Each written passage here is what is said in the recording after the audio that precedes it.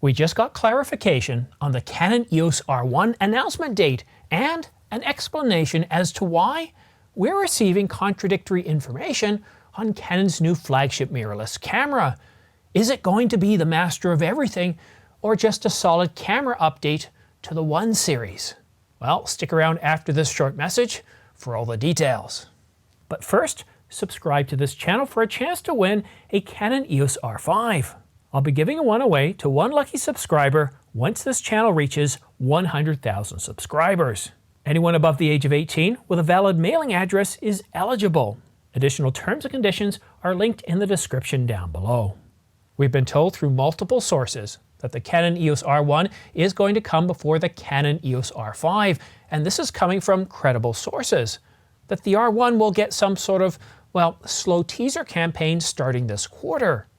And a source of mine has just confirmed that the Canon EOS R1 will be announced in 3 to 4 weeks, which is just 1 week before CP+, the biggest photo and video trade show of the year that takes place in Yokohama, Japan from February the 22nd to 25th.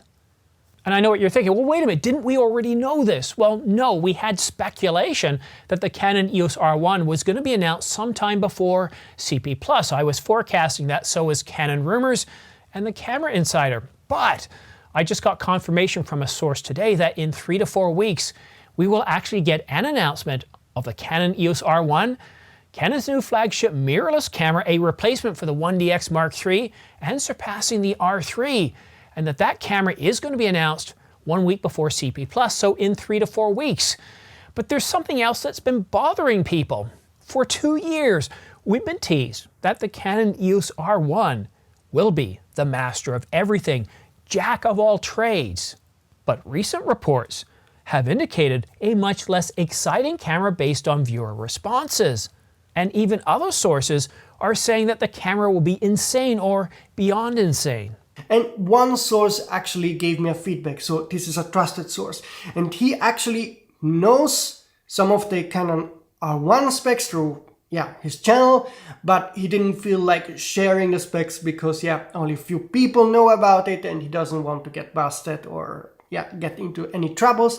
But I asked him an opinion about the camera and he's unbiased. I know the source, he's very realistic when it comes to sharing info and details about cameras. And quote unquote, he said this camera will be insane. So insanely capable, really exciting. This is what he said. So why are we receiving so many contradictory information or leaks on this new flagship mirrorless camera, the Canon EOS R1, when we didn't receive contradictory information on the Canon EOS R5 that debuted some 3.5 years ago? Well, the simple reason is prototypes. You see, prototypes is a technique used by companies when they want to test multiple different, scenarios. This is perfect in a situation where there's more than one possible target architecture that would conform to the company's vision or principles and requirements. It's important to identify alternative architectures and then identify trade-offs between those alternatives.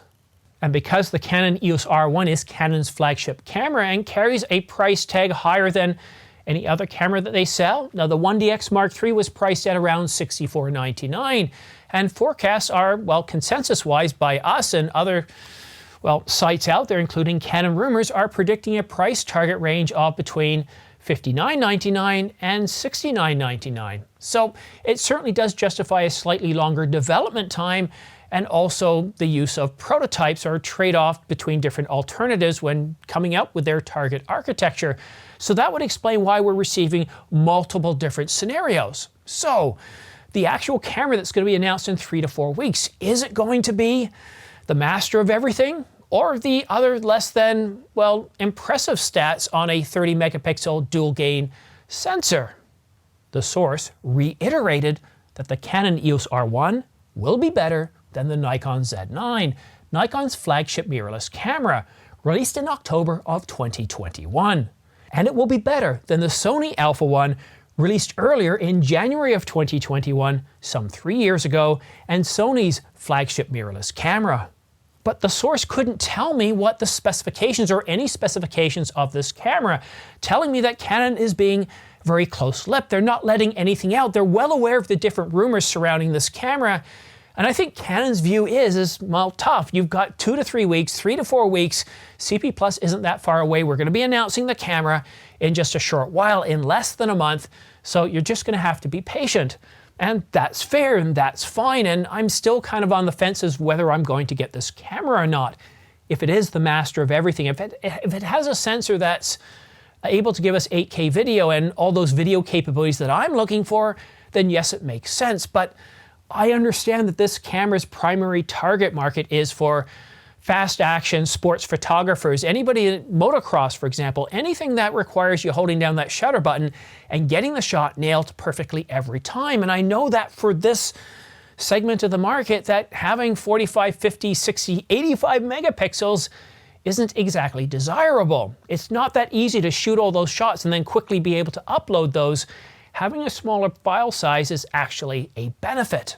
However, that doesn't mean it's going to stop me from trying to obtain this information, or perhaps some of my competition. Maybe Canon Rumors will get to the information first, the Camera Insider, or even Andrea Pizzini at Sony Alpha Rumors, who has been, well, picking up on some Canon rumors recently. So you don't subscribe to my channel, follow me on X, and also pay attention to those other channels and websites, because I imagine that sometime before Canon makes their official announcement, some sort of information is going to leak out. And perhaps you've already noticed that for much of this video, I've got smart pre-order links in the description down below. And you might be thinking, Simon, it's a little bit early for pre-order links because Canon hasn't announced the camera. And you'd be right. The reason why I put these down there is I put these down when we're about 4 weeks away from an announcement, because whenever Canon does release the embargo and the camera is ready for, well, pre-orders, people rush and get those pre-orders right away, and then you end up waiting how long? Like the R5, we had to wait 6 to 12 months to be able to purchase it for some of us. And even 200 to 800, despite everything that took place between 2020 to 2022, it's still people who have pre-ordered that camera or that lens still don't have it. So by taking my smart pre-order links, what will happen, I have them for B&H, Adorama, as Amazon.com right down here. And what this will allow you to do is to take that, bookmark it, and then as soon as the pre-order is lifted, you'll see every package available. Any packages available that Canon themselves have released, so the body alone, and maybe the body and a lens, but also what Adorama, B&H, or even Amazon put together as their own kit packages, because this is something they quite often do, and this will list them all off for you. It'll save you a few seconds, and that could actually mean the difference between getting your R1 right away or getting it a few weeks quicker or a few weeks later. So yeah, and one thing I do want to say is a big thanks for anybody who has used my affiliate links, these guys right here, to purchase camera gear from me in the past, or to use my pre-order links in the past as well, because I get anywhere from 2 to 12% back, and that really helps keep this channel on the air. This is what allows me to purchase incredible gear, such as the 100 to 500 millimeter, the 200 to 300, the R5, to be able to purchase these lenses and to be able to use them as my daily drivers instead of just, well, getting them for 3 to 4 days, testing them and turning them back. I can tell you what it's like to live with a 100 to 500 millimeter, the 200 to 800, the Canon EOS R5, and I can tell you what it's like. The overheating, is it really bad? And I can tell you, since firmware 1.6, it isn't. So I've had 3.5 years of experience with the R5. I'm going to get the R5 Mark II. The only question is, will I get the R1? And that depends. As a video shooter primarily, does it give me enough of what I need? Or is that camera designed for sports, fast action, or fashion photographers that need that high shutter speed and the best of the best for their work and for their clients?